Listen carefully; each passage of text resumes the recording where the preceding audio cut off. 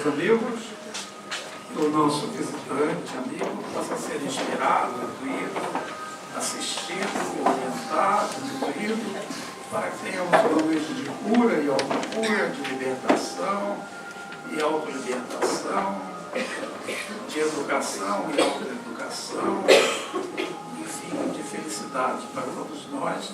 Bem-vindos àqueles que vêm a primeira vez, encarnados e desencarnados.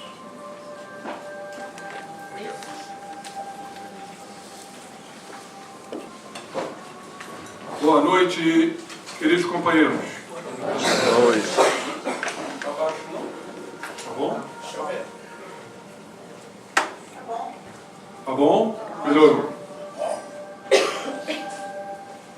Sempre rogando ao nosso Pai Maior, sempre rogando também a Jesus, nosso Mestre, nosso guia e modelo, a grande possibilidade e oportunidade de estarmos aqui. Hoje, criaturas, diríamos, do bem, criaturas voltadas para as energias superiores, e certamente captando pensamentos. E como nós captamos esses pensamentos? O Gilson deu a dica agora há pouco. Ondas alfa. Eu não ia falar das ondas alfa não, mas já que ele falou. Nós temos 4 tipos de ondas: beta, alfa, teta e delta. A onda beta é a onda da vigília, onde todos aqui estamos com os egos conscientes, despertos e ativados. A onda alfa seria uma onda mais lenta. Então nós temos várias possibilidades e muitas vezes desconhecemos que estamos nessa onda. É um nível de consciência que poderemos chamar de estado alterado ou não comum de consciência. E quando é que isso acontece? Quando a nossa irmã fez com muito brilhantismo todo esse relaxamento, toda essa visão, estava todo mundo em onda alfa. A gente entra em onda alfa quando contempla, quando medita, quando ora, quando estamos já nos encaminhando para o sono físico, já estamos entrando em ondas alfa, quando estamos num arrebatamento, quando estamos num processo de êxtase, quando estamos sendo movidos por energias negativas que vêm lá do nosso interior, as neuroses, por exemplo. Então as ondas alfas, elas são muito mais comuns do que nós imaginamos. Não é só esse estado tão gostoso que passamos agora esses minutos com a companhia. E todos estão, de alguma forma, uns mais, outros menos, vivendo nesses momentos de transição, essas ondas. O que acontece? Está havendo, indiscutivelmente, um processo evolutivo de sutilização do corpo do perispírito, corpo perispirítico. Então a gente, sem notar, uns mais, outros menos, isso vai depender da evolução do espírito, estamos nos desprendendo da matéria. Matéria que vai ficar. Matéria que vai voltar para o fluido universal. Matéria que vai recompor outras matérias. Nós somos espíritos. E esse é um momento muito delicado, muito oportuno e muito previdente. Porque quando isto acontece, nós estamos num processo lento e gradativo de desdobramento. E aí os conteúdos do nosso inconsciente afloram. Quando nós fechamos os olhos para um estado de prece, para um estado de relaxamento, uma respiração profunda, como por exemplo, nas técnicas orientais, no yoga, nós bloqueamos uma estrutura cerebral chamada quiasma óptico. E com isso, a glândula do pensamento ou da mediunidade, porque também nós nos interconectamos com os espíritos, ela passa a atuar com maior volúpia. É a glândula pineal. Então, a técnica de fechar os olhos ela é muito boa. Principalmente nos ambientes de muito burburinho. Respirar fundo e fechar os olhos. Que coisa maravilhosa. Agora, os conteúdos negativos também afloram. Nossos medos, nossas inseguranças, nossas culpas, nossas características, porque há um desbloqueio. Havendo um desbloqueio, elas afloram. Se nós não tivermos a mente direcionada para o autoconhecimento, para o entendimento das questões que nos dizem respeito, nós naufragamos. Daí o porquê muitos quadros depressivos, de ansiedade, vai comentando isso com o Gilson agora. Ontem conversava com uma pessoa intelectual que se automedica, que se autodiagnostica, eu sou isso, e acabou falando, pelo amor de Deus, como é que você pode dizer isso? Você não é do ramo de saúde mental. Então ela é uma leitora de bula. Ler a bula e se enquadra naquilo. Vê no Google. Vê no Google. Hoje é um perigo isso. As pessoas estão recorrendo ao Dr. Google. Se esquecem dos doutores que estudaram, né? Dos doutores que queimam a pestana para entender o comportamento humano. E o que é pior, ela se automedica com quetiapina, que é uma droga antipsicótica para esquizofrênicos. Eu falei, você não pode fazer isso. E ainda toma Rivotril à noite, por conta própria. Eu falei, minha querida, você tem que procurar um psiquiatra e fazer uma terapia. Você está precisando. Ontem tive um vazio existencial, mais uma razão. As coisas estão aflorando. É a regeneração da humanidade, meus irmãos. Tudo está acontecendo. Então eu trouxe para vocês aqui, e eu quero culminar a palestra de hoje com algo muito importante.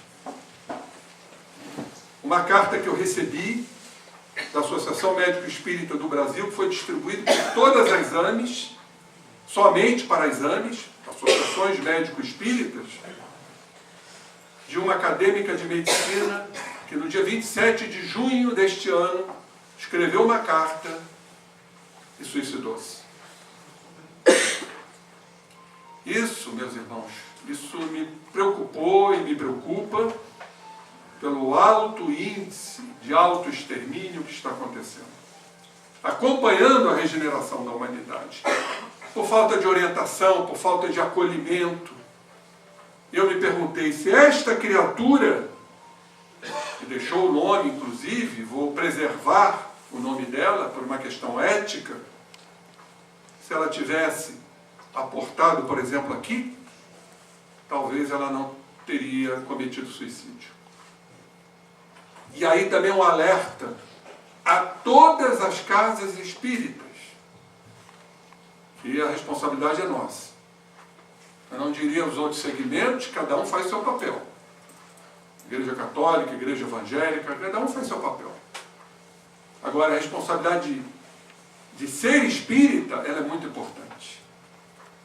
Eu volto sempre a recordar a missão dos espíritas, que todos aqui deveriam ler. Evangelho segundo o Espiritismo. Comunicação de Erasto, que foi discípulo de Paulo de Tarso. Porque aquilo é de uma responsabilidade muito grande. Está lá, as línguas de fogo estão sobre vossas cabeças, relembrando Pentecostes. O que são as línguas de fogo? São os espíritos de luz.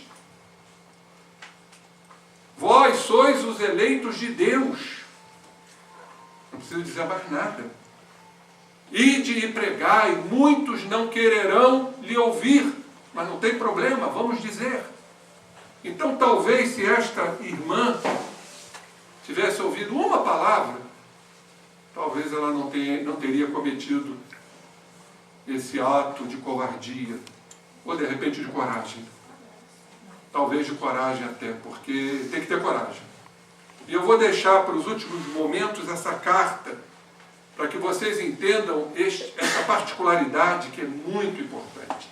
Gente, a cada 40 segundos uma pessoa se suicida no planeta. E eu trouxe um outro artigo científico aqui, também extremamente dramático. Um artigo comprovando cientificamente, estatisticamente, que o aquecimento global está aumentando a taxa de suicídio. Então já tivemos agora no Japão, pelo aquecimento global, mais de 80 desencarnações. Em Karachi, no Paquistão, 60.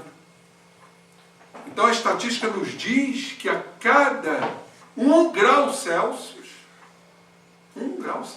por mês, há um aumento de 0,7% de suicídio nos Estados Unidos da América. Parece algo insignificante, mas 0,7% em cima de uma população de milhões, uma Nova York, por exemplo. E no México, 2,1%. Claro que não é só isto, mas também o aquecimento ajuda a isso. Porque nós sabemos que o aquecimento global, o aumento da temperatura, faz aumentar a temperatura interna do corpo por uma lei da química. Lei de Henri-Louis Le Chatelier. Quem é químico sabe, conhece a lei, é o equilíbrio químico.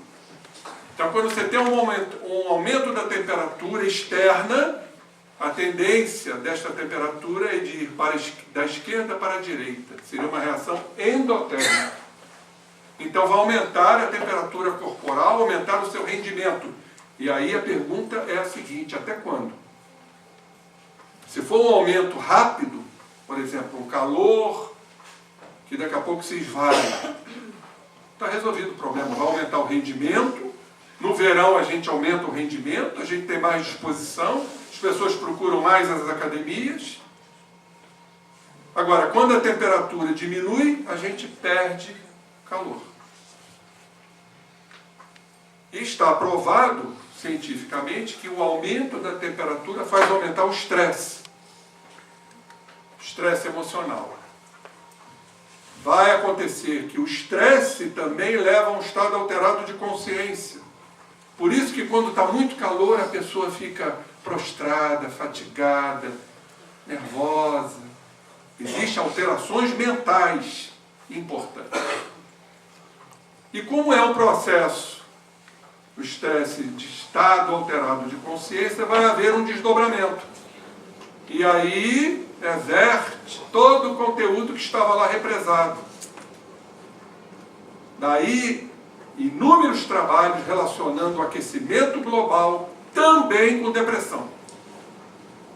Então, gente, a coisa está alarmante.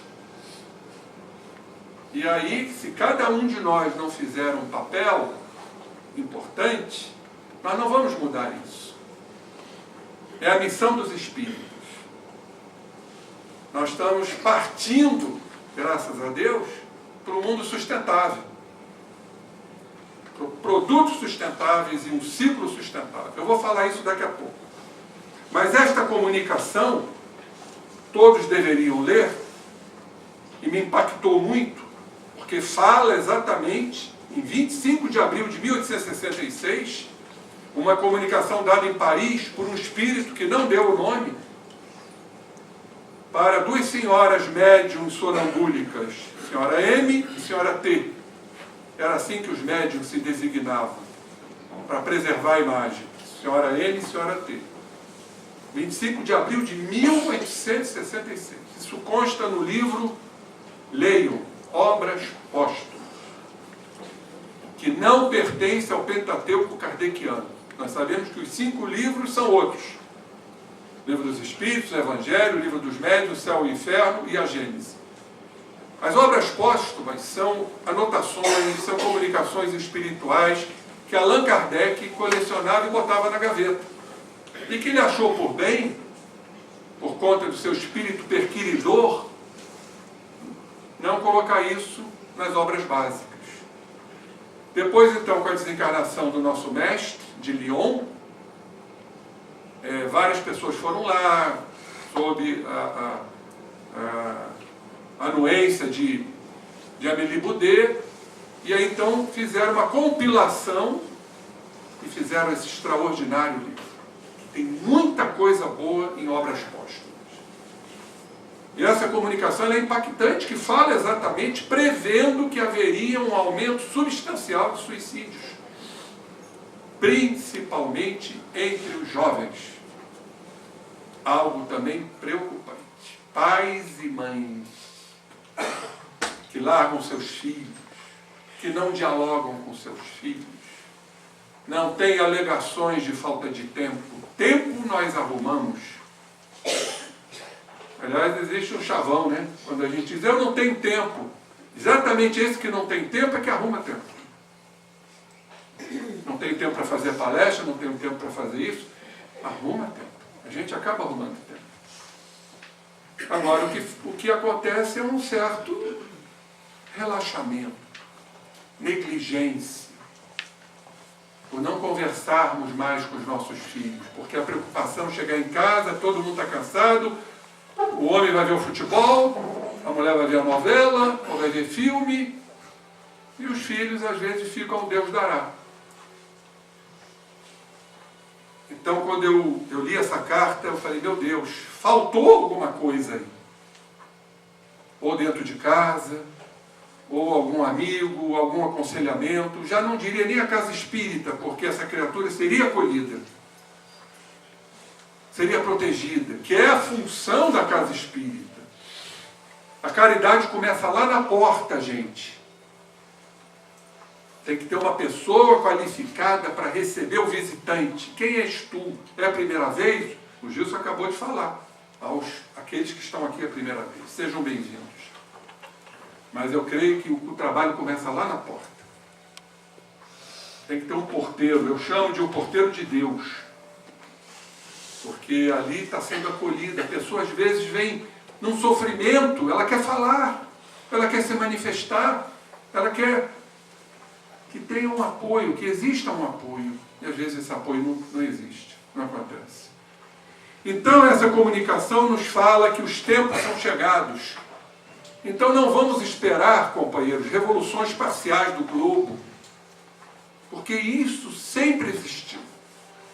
Isso decorre da própria constituição planetária, mas não são os sinais dos tempos. O Evangelho, as Escrituras, a Bíblia, ela está certa. O problema é que nós tomamos o que está escrito como uma verdade. Daí Paulo ter dito, a letra mata, o Espírito vivifica. Não é ler só o que está escrito, é interpretar. E hoje as criaturas estão mais inteligentes. As criaturas estão mais percussientes, elas estão mais, elas querem penetrar mais nos fundamentos. Porque isso faz parte da evolução humana. E é o que está acontecendo. Por exemplo, no ano passado, quando eu estive em Leiria, Portugal, tinha 600 pessoas me ouvindo, num silêncio impressionante, considerando-se Portugal um país eminentemente católico. E o Dr. Bezerra de Menezes já nos anunciou que Portugal seria a porta de entrada do Espiritismo. Então hoje, para minha alegria, fui convidado a falar em 4 cidades da Suíça, todas elas com casas espíritas. Itália, a maioria das cidades já tem casas espíritas. E isso nós devemos, sobremaneira, a Divaldo Franco, o grande bandeirante do Espiritismo. A exames que fazem seus périplos, levando a ciência.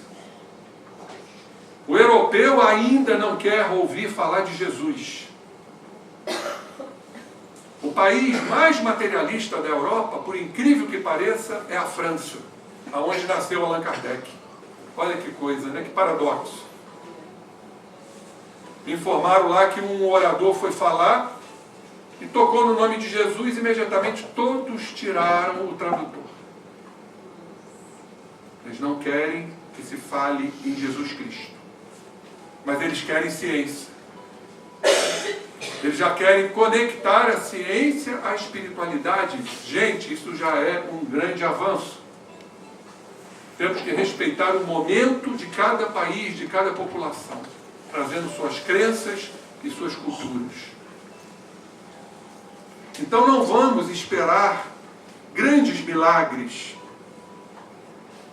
E nas Escrituras, elas encerram grandes verdades, apenas estão escondidas sob o véu da alegoria. E qual é o verdadeiro sentido, a verdadeira chave? Nos fala o Espírito. E já está acontecendo isso. Esta chave está nas descobertas científicas, nas pesquisas científicas. Para quem não sabe, hoje a Universidade Federal Fluminense, Faculdade de Odontologia, onde eu já estive lá 2 vezes, já tem uma cadeira opcional de saúde e espiritualidade. Então, olha a doutrina já penetrando sutilmente nas universidades, levando os conceitos, levando as explicações. O ser humano está sedento de conhecimento. O ser humano já não aceita mais a Deus quis assim.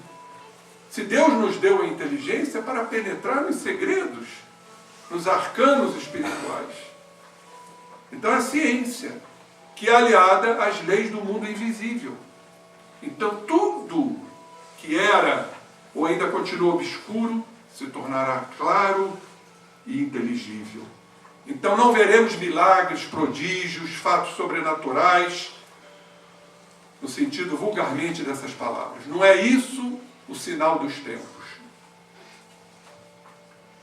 Então o Espírito diz aqui: não olheis para o céu em busca de sinais precursores, porquanto nenhum vereis.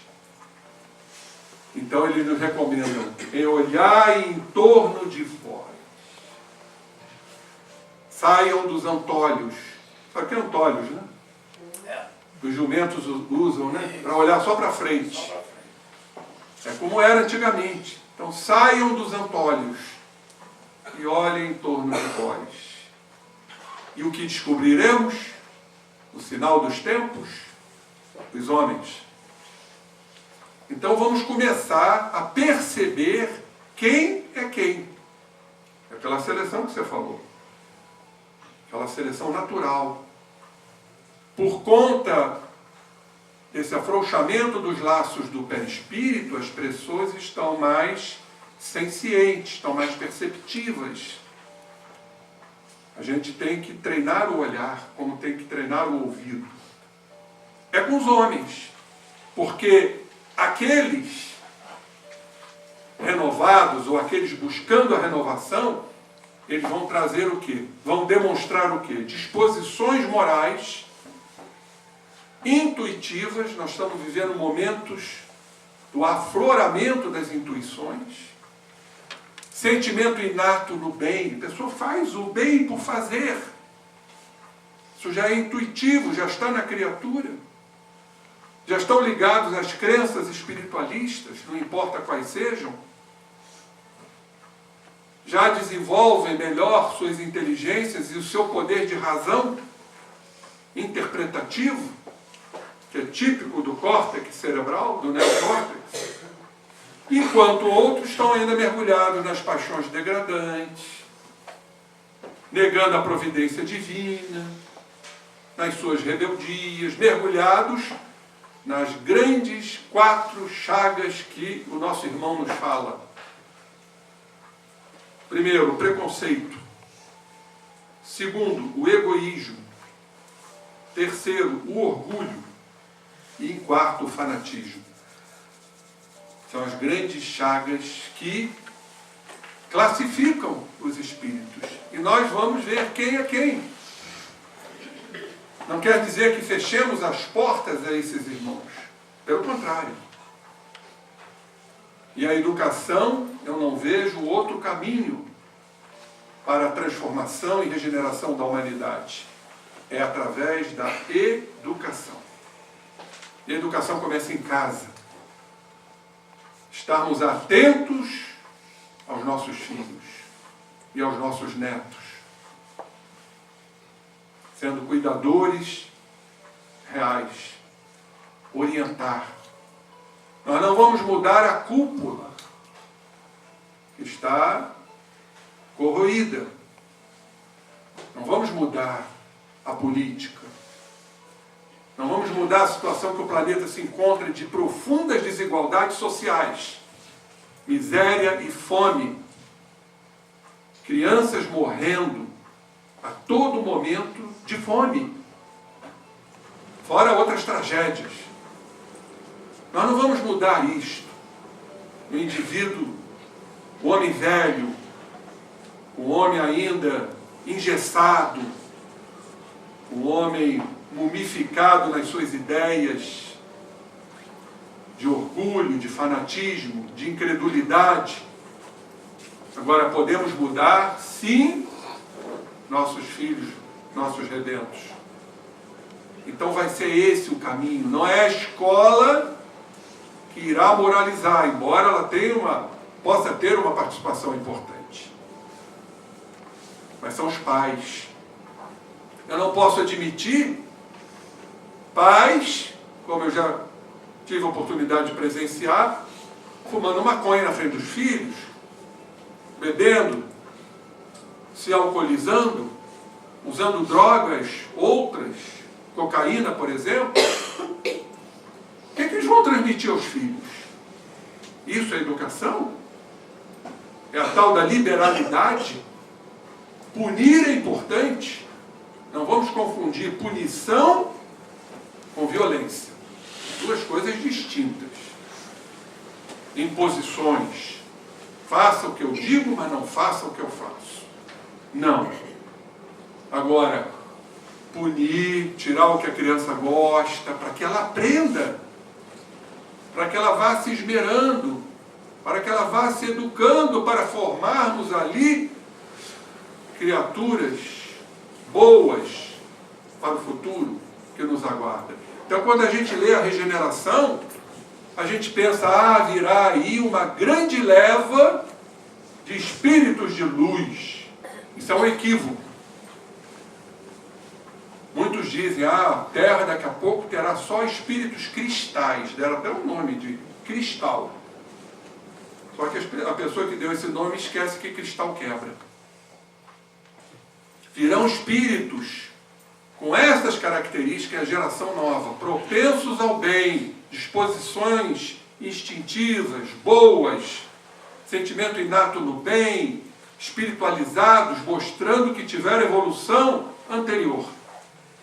Mas, gente, nós não temos que só contar com isto. E nós? Mas eu não sou da geração nova. Nós não somos da geração nova, mas poderemos ser criaturas novas para secundar o processo de regeneração planetária que já está acontecendo.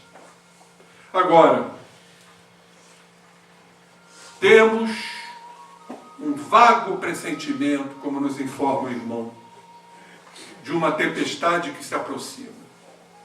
Porque por esse estado de afrouxamento, nós adquirimos também um processo mediúnico de percepção. E com certeza, nos nossos mapas encarnatórios, o que poderá acontecer, o que poderá vir a acontecer, é um vago pressentimento de que uma tempestade se aproxima. Então, companheiros, a humanidade chegou a um período muito importante da sua transformação. E a Terra, o mundo terreno, também vai se elevar na hierarquia dos mundos. E aqui eu trouxe para vocês, antes da carta, que vale a pena ser lida, uma entrevista de um grande homem.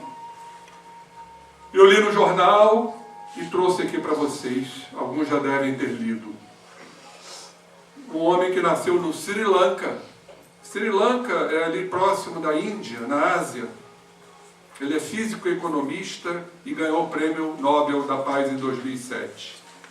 nasceu em 1945, Mohan Monasinghe.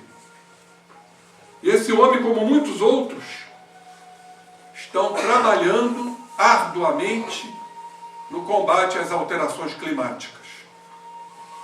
O aquecimento global que está torrando o planeta. Participou já de várias reuniões climáticas da ONU, ele é palestrante no protocolo de Porto, em Portugal, onde assinou com empresas para o combate às alterações climáticas. Ele ganhou o prêmio Nobel junto com o vice-presidente norte-americano Al Gore, em 2007. E ele convoca a sociedade. Ele não é espírita, e nós espíritas também convocamos a que possamos fazer parte, meus irmãos, no combate ao aquecimento global. Está levando criaturas ao suicídio e à morte. Então ele nos diz como? Reduzindo o consumo e usando produtos sustentáveis. E aqui ele cita, são aqueles produtos, matéria-prima tóxica, que geram impacto ambiental, reutilizar e reciclar. Por exemplo, no Sri Lanka não tem plástico. Eu não sabia disso. É um produto que custa, né? Fica muito tempo para se decompor, e até nem se decompõe, né? Então, reciclar, reutilizar, usar recursos locais, investimento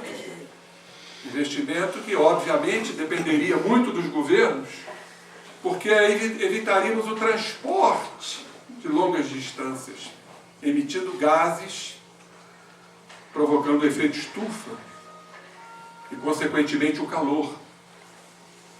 E ele nos fala de uma geração que já está fazendo isso, e que eu associei imediatamente à geração nova, propalada, dita por Allan Kardec no livro A Gênese, o 5º livro do Pentateuco, que também vocês deveriam ler.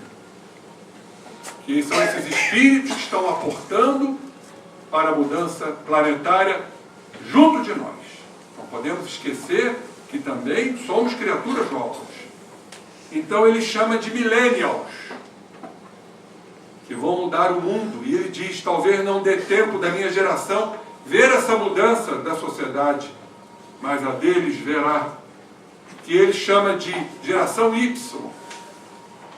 Ele considera aqueles que nasceram de 1980 até o ano 2000. Então seriam aqueles com 38, de 18 a 38 anos.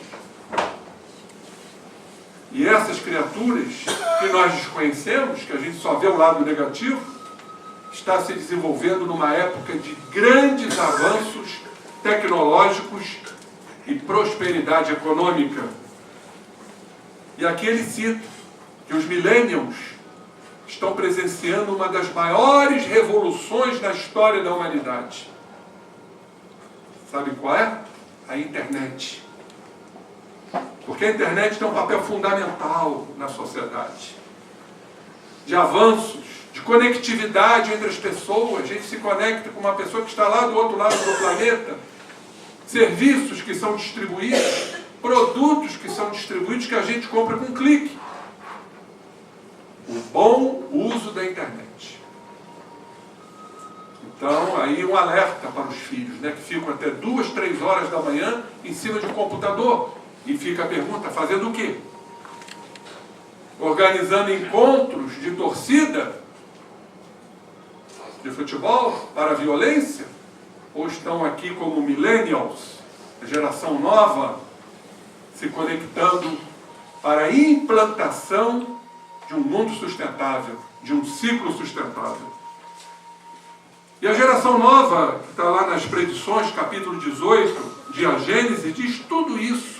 Não a internet, mas esses espíritos que virão para que reine entre nós e conosco a justiça, a paz e a fraternidade. E quando falamos de paz, eu gosto de ressaltar, a paz está dentro de nós. não fora de nós, como muitos pensam. A paz é uma conquista. São as reflexões, a meditação, o encontro com nós mesmos. O que eu preciso mudar que vai me dar alegria, porque passo a ter a certeza que vou mudar. Não há outro caminho, senão esse autoencontro. Como eu vou me mudar se eu não souber o que eu preciso mudar? Agora, eu tenho que ter humildade para aceitar quem eu sou. E não ficar criando subterfúgios, desculpismos. Ah, não é bem assim, eu não quis dizer isso. Quis sim. Disse, está dito, qual o problema? E não ficar criando sentimentos de culpa, de autopunição, de autodestruição, de menos-valia, que nos empurra para os corredores profundos e nefastos da depressão, que levam ao suicídio. Então, meus companheiros, eu trouxe aqui um outro artigo que me impressionou bastante. A gente tem que correr um pouquinho. Eu quero ler a carta para vocês. Esse artigo me foi passado também por um médico, amigo meu, em que fala do aquecimento do planeta. Eu queria passar para vocês que isso é importante. Diz esse artigo: pode provocar dezenas de milhares de suicídios nos Estados Unidos e no México até 2050, a menos que as mudanças climáticas sejam combatidas. Lembrando que existe uma estatística que a 40 segundos uma pessoa se suicida no planeta. Então façamos os cálculos. Quantos por dia, quantos por mês e quantos por ano. Então os pesquisadores fizeram trabalhos muito profundos e comprovaram que o clima mais quente está ligado ao aumento de mortes por suicídio. Uma pessoa chegou e perguntou para mim: mas por que o índice de suicídios é tão grande em climas frios? É a mesma coisa. Vai provocar o mesmo estado alterado de consciência, aversão de conteúdos, processos depressivos que acontecem muito também em países frios. Mas nós estamos reportando só esse trabalho.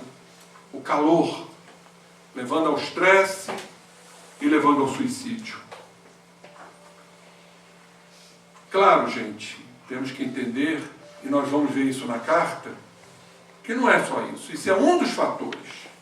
Já que estamos falando de aquecimento global, produtos sustentáveis, clima sustentável, tudo isso. Mas o suicídio, ele está apoiado em 3 Ds. 3 Ds que nós não podemos esquecer e temos que estar atentos. Porque os suicídios acontecem muito entre os jovens e dentro de casa. Então temos que estar atentos aos 3 Ds. A pessoa não se suicida para morrer. A pessoa se suicida por um D, a dor. Uma dor. Qual é essa dor? Qual é esse vazio? Essa dor nem sempre está no lar, nos conflitos familiares, no vazio existencial, na falta de perspectiva. Essa dor o espírito traz. Só a reencarnação para explicar isso. Aliado à dor, o desespero. A pessoa entra em desespero. Perde o equilíbrio. E do desespero vem a desesperança. Eu escutei uma frase de um psicanalista italiano, Mario Maldonato, num estudo sobre depressão, que ele diz esta frase, que é uma frase característica do depressivo. É a irremediável negatividade da vida. Não tem remédio. Negatividade. A vida é negativa. O sol, por mais brilhante, ele é negativo. É um transtorno do humor que temos que entender. E que muitos espíritos trazem do passado. Outros adquirem aqui. Ou então, às vezes, é o somatório do que acontece aqui, remetendo ao passado. O ser humano é esse contexto, é esse universo. Então não é só o problema do aquecimento. Nos fala Marshall Burke, professor assistente do Departamento de Ciência do sistema terrestre. Mas esse aumento é muito significativo nos Estados Unidos da América e no México. E existem trabalhos publicados em revistas, mais de 500 milhão, ou seja, 500 milhões de publicações, em que fecham uma conclusão de taxas de suicídio com depressão em temperaturas elevadas.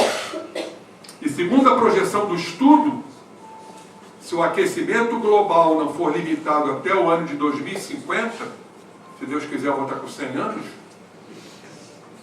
você também, né, Júlio? Mais um pouquinho. Ah, Ou menos, que eu já posso ter voltado. Mas voltar é um mérito, ele tem esse mérito. Então, se não houver uma limitação desse aquecimento global, que os países ricos não estão resolvendo absolutamente nada, o G7, são 7 países ricos. Agora mesmo, o Acordo de Paris, o nosso querido presidente norte-americano se retirou. Ele não quer, porque isso vai exatamente contra os princípios econômicos e de poderio de imperialismo norte-americano que a gente sabe que sempre existiu. Mas não vamos falar isso aqui de política. Mas o que eu quero dizer é que até 2050 nós vamos ter entre 9.000 e 40.000 suicídios adicionais nos Estados Unidos e no México. O que é altamente político. É um assunto Altamente político. Algumas taxinhas aqui para vocês tomarem conhecimento. As taxas de suicídio aumentaram em quase todos os estados dos Estados Unidos entre 99 e 2016. Em metade dos 50 estados americanos, a taxa subiu mais de 30%. Então, gente, os Estados Unidos vive lá o seu dilema também, seus conflitos. Não é o país que muitos pensam, a gente vê muito brasileiro indo para lá, achando que lá é o oásis, é o Éden. Não é isso? Mais de 30%. Quase, gente, 45.000 pessoas se suicidaram em 2016. E a prática hoje nos Estados Unidos é a 10ª maior causa de morte nos Estados Unidos e uma das 3 que mais vem crescendo, juntamente com Alzheimer e a overdose de drogas. E não podemos nunca esquecer a participação espiritual nisso tudo. Quem lê o livro Transtornos Obsessivos e Psiquiátricos, pelo espírito Manuel Filomeno de Miranda, psicografia de Divaldo Franco, uma declaração de um ex-psiquiatra brasileiro que esteve encarnado na Bahia, professor que fundou a psiquiatria no Brasil, professor Juliano Moreira. Colônia Juliano Moreira. Ele claramente diz: o mal de Alzheimer é uma doença expiatória com participação efetiva obsessiva. Porque o espírito não encontra cérebro, o cérebro está degenerado, ou está em degeneração. O que acontece? Ele fica semi-liberto, fica à mercê dos adversários do passado. É uma doença expiatória obsessiva, sim. E junto com a overdose de drogas, tem sido, e os suicídios, as 3 causas maiores hoje nos Estados Unidos. Então, quando se fala de mudanças climáticas, meus irmãos, é fácil pensar em abstrações. Mas os milhares de suicídios adicionais que provavelmente ocorrem como resultado de mudanças climáticas não são apenas números, gente. Representam perdas trágicas para famílias de todo o país. Quem passa por isso sabe o quão é doloroso casos de suicídio em família. A gente fica às vezes sem compreender.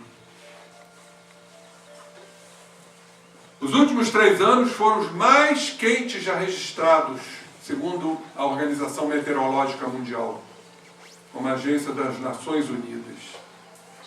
Em uma onda de calor em maio deste ano e agora, no Japão, em maio, 60 pessoas morreram em Karachi, no Paquistão, porque a temperatura ultrapassou os 40 graus Celsius. O verão na Europa está sendo causticante. Interessante que o verão na Europa, ele é quente, não corre brisa. Além dos graus Celsius, tem a sensação térmica. Sensação térmica, claro. Que eles não estão acostumados. Exatamente. Inclusive lá tem calefação, mas não tem ar-condicionado. A gente, quando conhece, estranha, porque não tem ar-condicionado lá. Pois bem, então a Organização Mundial de Saúde afirma que o estresse provocado pelo calor, as mudanças climáticas, deve causar 38 mil mortes adicionais por ano em todo o mundo, entre 2030 e 2050. Então, tudo são dados que eu estou trazendo aqui, que, em contraposição, nós temos a evolução planetária. E a evolução planetária, ela será, em verdade, trabalhada por cada um de nós. Nós temos que estar em momentos de grande atenção do que está acontecendo no mundo. O Mohammed Singh nos fala desse ciclo sustentável, fala inclusive consumir menos carne, porque nós sabemos que é o gado que emite muito gás, contribuindo para o efeito estufa. Já começar, não é de um dia para o outro deixar de ser carnívoro, eu ainda como carne. Mas hoje já estou me policiando, ao invés de 2 bifes, antigamente eu comia 5, porque eu sou pequenininho. Hoje eu só como um bife, já está de bom tamanho. E a destruição das florestas para fazer parte. Para fazer isso, exatamente. Então consumir menos carne, coisas banais, por exemplo, sair da sala e deixar a luz acesa. Nós estamos gastando energia. Isso é educação, gente. É educar nossos filhos nesse sentido. Apagar a luz. Enfim, tudo que nós sabemos.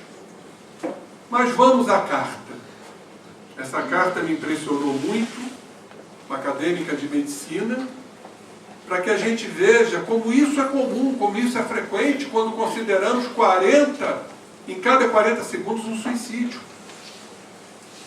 O conteúdo desta carta, que às vezes a gente pensa que está tudo bem, dá amor, dá tudo que os filhos querem, mas ele não está bem com ele mesmo. E só há uma explicação para isso, companheiros. Reencarnação. E é o que essa irmã nos revela. Desesperança, dor, desespero, depressão, tristeza e passado, muito sentimento de culpa, ela não sabe explicar por quê. Aí entra o papel da casa espírita, quando acolhemos o companheiro, o atendimento fraterno, psicológico, de mostrar a essa criatura a importância da vida, a importância da existência anterior, que ela veio aqui para crescer, para evoluir.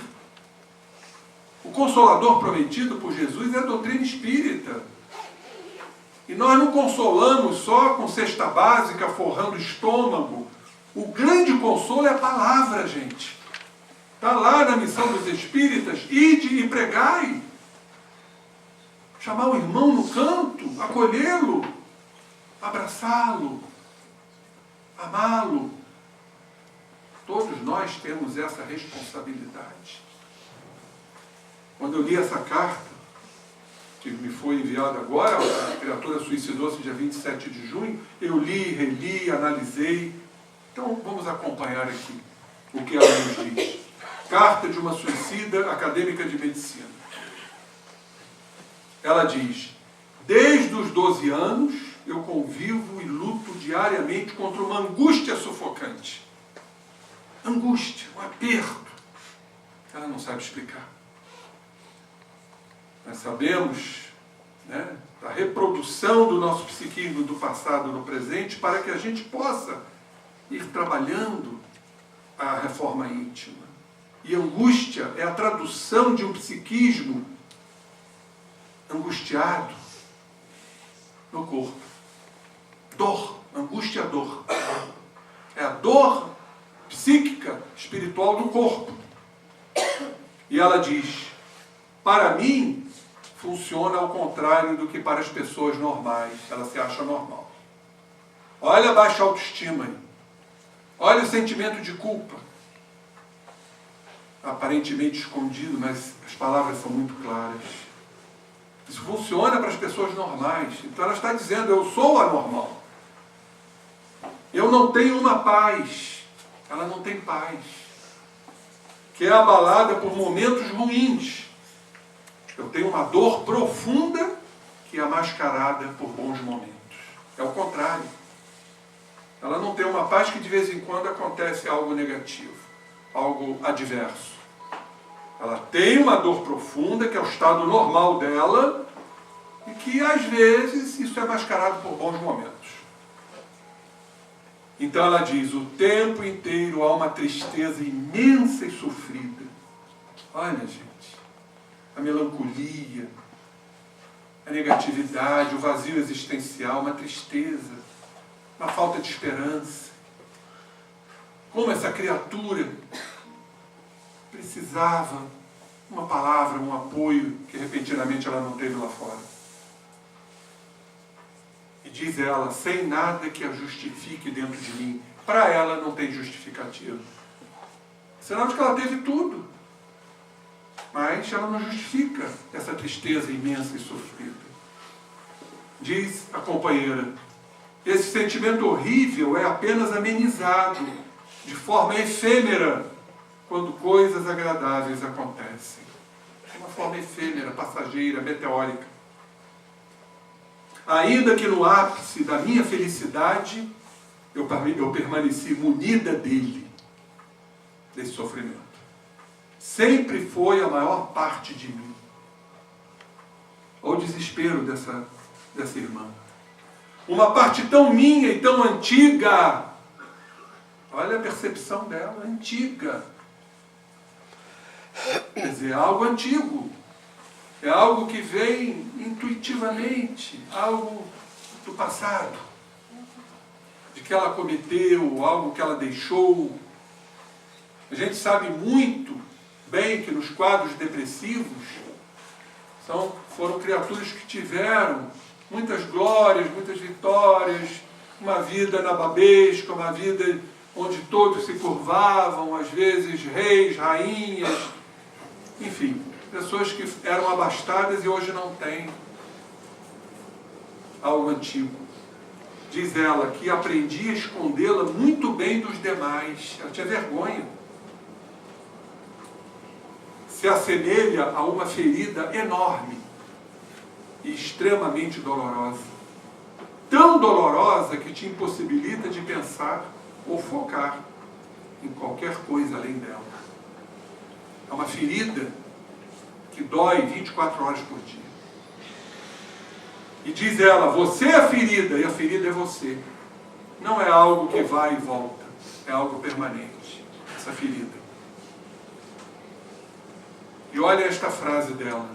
E não, eu não seria bem-sucedida e muito menos teria um futuro brilhante. Já não sou nada perto do que fui. Então vejam aí a culpa de um insucesso que se mostra a ela, de um desespero, de uma negatividade. Ela não será bem-sucedida, muito menos vai ter um futuro brilhante, não há esperança. Cai nas frustrações, na baixa autoestima, no desespero. Quantos não têm esse relato? Quantos? E não são só nos consultórios. Muitos aportam ali. Temos que estar atentos. Minha cognição, meu intelecto e minha memória foram consumidos nessa guerra diária, que já dura 12 longos anos. Não me considero fraca. Ela não considera-se fraca. Pelo contrário, sou extremamente forte por ter tolerado algo tão doloroso por tantos apesar de tudo, sinto que nunca estive tão lúcida e calma, aparentemente, né?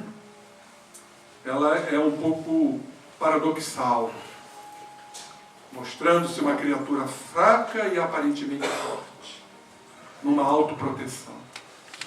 Não foi um momento de desespero, e não estou tomada por um espírito ruim, não. Peço que respeitem minha escolha. Triste e lamentável, né? E talvez isso poderia ter sido revertido. E quantos a gente poderia reverter? E, sobretudo, a minha incrustada e incessante dor. Olhem o que ela diz aqui, gente, porque isso é extremamente significativo. Uma pessoa que precisaria apoio, acolhimento e terapia. Ela diz: não estou colocando nada ou ninguém acima de mim. Isso foi o que sempre fiz. Isso é uma característica de sentimento de culpa. Para não molestar, ela coloca sempre os outros acima dela. Isso é culpa do passado. Vocês sabem onde nós vamos encontrar isso? Que não é a doutrina espírita somente, mas é a ciência que nos traz isso? No autismo. Tem um trabalho de um norte-americano, gente, impressionante, revolucionário, que muda o paradigma do autismo. Porque ele nos diz que todo autista é empático. Ora, parece algo contraditório. Como é que o autista fechado em si mesmo, que não se comunica com o mundo, ele é portador de uma empatia? Só a reencarnação. Sabe por quê? Ele é empático. Ele não quer ferir o próximo.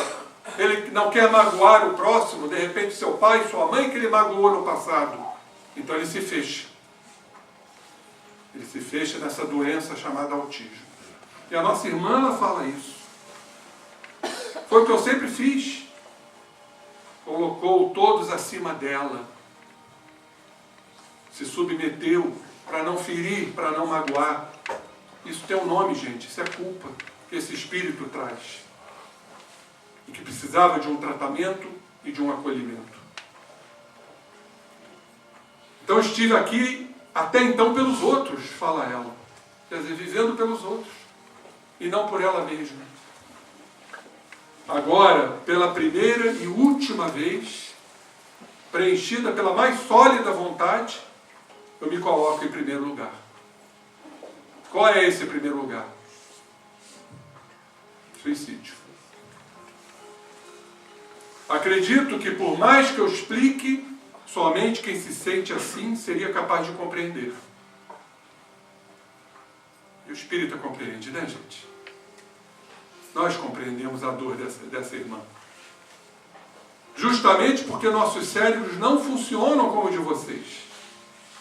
Não tentem entender algo que vocês não conhecem ou nunca sentiram. Não julguem o desconhecido. Gostaria de ressaltar que não é culpa de ninguém. Ou seja, não é culpa de ninguém, é dela. E que nunca me faltou nada.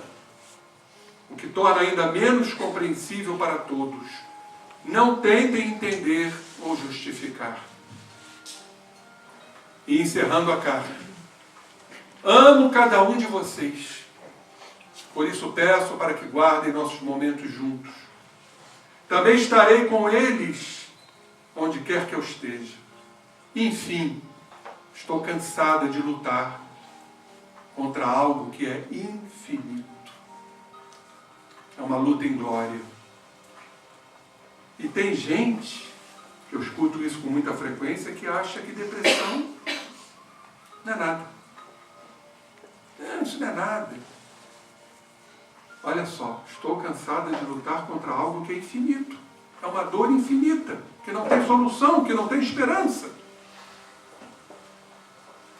E ela quer sair da dor. Então, por ignorância espiritual, qual o caminho que ela encontra? E quantos também não encontram? Eu estou exausta de dormir e desejar nunca mais despertar. São 4.455 noites assim. E esta frase também, eu botei em destaque aqui, ela é muito significativa. Eu não pertenço a este lugar. Isso é claro influência espiritual. Obsessivo. Tipo, sai daí. Você não pertence à terra, você é muito melhor do que isso. Vem para cá, junte-se a nós. A gente sabe que os espíritos usam essa estratégia, esse estratagema. Você não pertence, a terra não te pertence, você não tem nada que fazer. Então eles ficam incutindo essas ideias. Processo obsessivo, claro. E ela termina dizendo, vou procurar a minha paz em outro plano. E que sabemos o remorso que essa criatura vai passar. Com a ajuda de uma energia suprema, ela ainda acha que terá uma energia suprema. E ela diz, sim, eu tenho rezado muito já há um tempo. E termina dizendo, hoje finalmente encontro a minha paz. T, 27 de junho de 2018.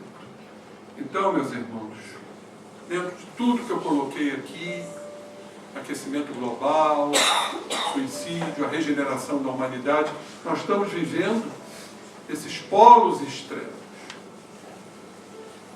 de espíritos que estão chegando para o grande encontro da fecundação do planeta de regeneração. Outros estão partindo que não retornarão, mas que também irão cumprir, como diz a doutrina espírita, a evolução em outros orbes. Serão úteis em outros planetas mais atrasados. Assim como os capelinos vieram a nós, naquela época de antanho. Então tudo gira em torno de uma lei, a lei de Deus, que é a lei de amor. Esse é o caminho.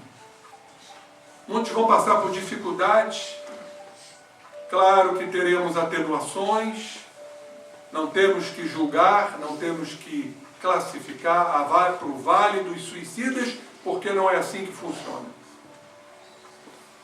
Nós não temos como analisar a condição dessa criatura e o desespero dessa criatura. Cada suicídio tem sua história. Cada suicídio tem seu peso.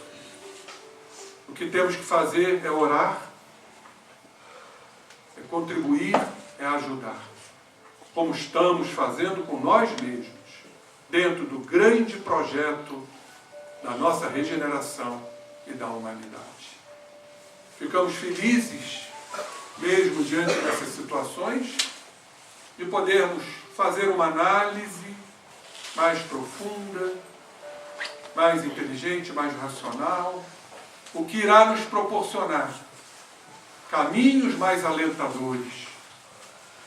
Porque o espírita, ele tem que acreditar na evolução, ele tem que acreditar no progresso. Ele tem que acreditar na destinação final que a reencarnação propicia. Qual é a nossa destinação final?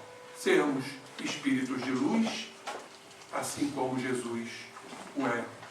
E nos disse, nenhuma de minhas ovelhas se perderá. E jamais nós nos perderemos, porque somos filhos de Deus, filhos do Pai. E assim como nós, esta irmã, um dia chegará também aos altiplanos espirituais, porque vai cumprir, obviamente, a sua lei de resgate. Mas chegará lá, como nós chegaremos.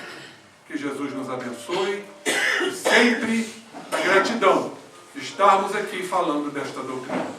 Graças a Deus.